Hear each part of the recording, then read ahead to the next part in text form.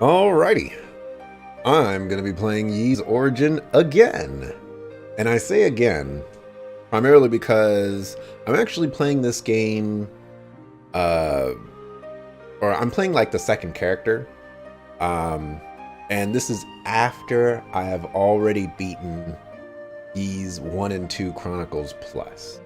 So, if you're watching on YouTube, then you're probably going to be watching this before you watch 1 and 2 Chronicles, so it kind of spoils that I already played those games, but it shouldn't be any surprise because I freaking loved this game.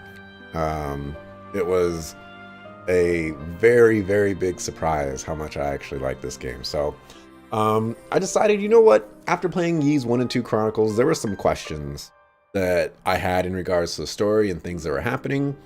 And there was a viewer that mentioned that, you know, some of that stuff gets answered in Ys Origins with the other characters.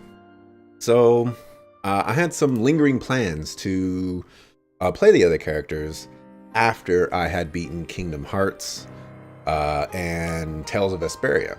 So now that that's come around, I have no other games for pretty much the entire year.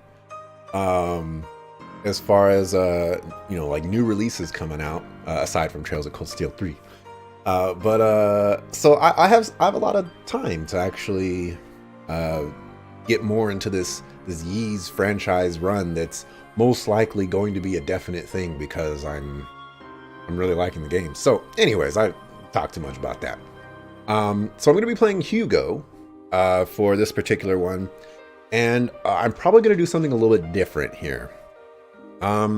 With Unica, I believe her name was. Yes. So I played Unica's arc a couple months ago.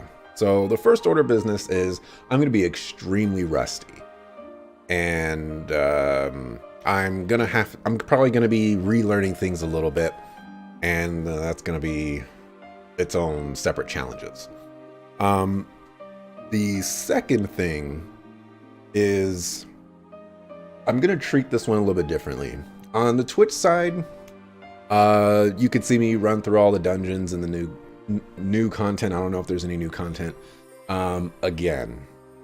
On the YouTube side, what I'm thinking about doing is just cutting up all the videos so that only the story portions and possibly the bosses are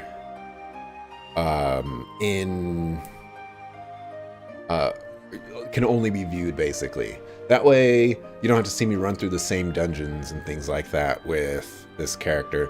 That stuff for me does not interest me, and so that's just kind of what I want to do. And then if you really care to watch me go through that stuff, then you know you can watch it on the Twitch side. Otherwise, you can watch the condensed version where you only get the story portions and possibly the bosses as well.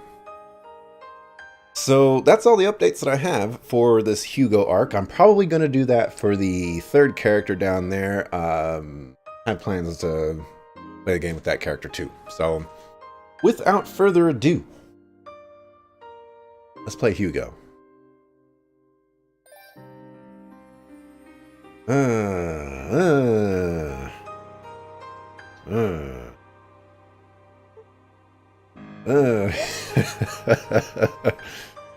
Oh my goodness, I don't remember what I played Ys Origin Unica on, but I'm pretty sure it was easy or very easy.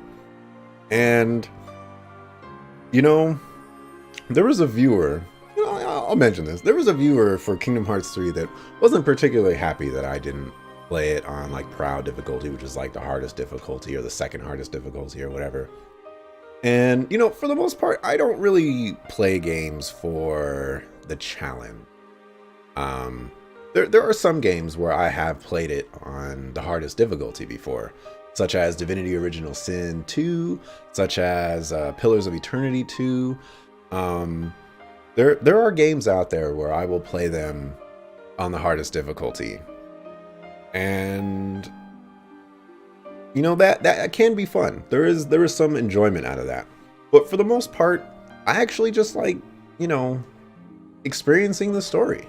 Um, this is gonna kind of sound kind of horrible, but sometimes the gameplay just gets in the way of the storytelling.